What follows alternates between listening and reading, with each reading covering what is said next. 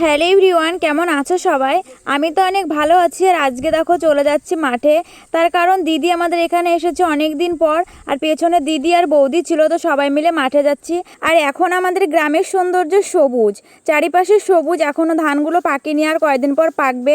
এই দেখো আমাদের সোনার ধান, আর কয়েকদিন পর চারিপাশ পুরো সোনালি রঙের হয়ে যাবে। আর ছোটোবেলায় এইগুলো গাছ দিয়ে খুবই খেলতাম। যখনই দেখতাম এইগুলো গাছ, সেই গাছের গোড়ায় দাঁড়িয়ে পড়তাম এইগুলো দিয়ে খেলার জন্য। কারণ এইগুলো গাছ হচ্ছে পটপট করে ফোটে তো, আর এইগুলো গাছ দিয়ে খুবই খেলতাম। আর এইগুলো গাছের নাম দিয়েছিলাম আমরা পটপটি গাছ। আর তোমরা এই গাছটাকে কী নামে চেনো একটু কমেন্ট করে জানিও তো। তো আজকে আমরা মাঠে যাচ্ছি কী কারণে সেটা আগে তোমাদেরকে বলি।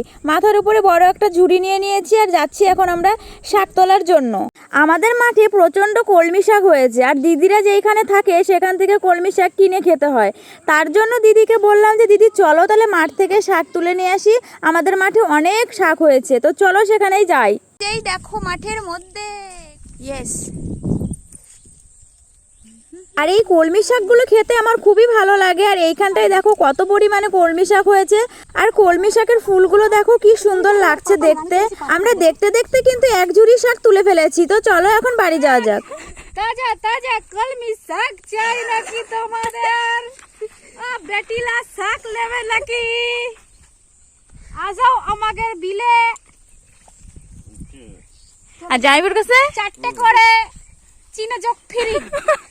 এই চাই চাই চাই চাই চাই চাই কই দেখি তোমার জাইবুর চাই দেখাও। ব্লাড টেস্ট ফ্রিতে, ব্লাড টেস্ট। আবার চোখেরই করে দিয়ে যাবা। এই ফোকাস করো। জাইবুর পুটলিতে কি আছে?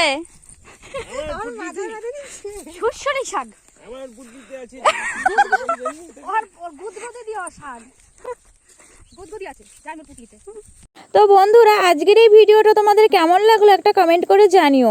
আর দেখা হবে নেক্সট কোনো ভিডিওতে। আজকের মতো টাটা।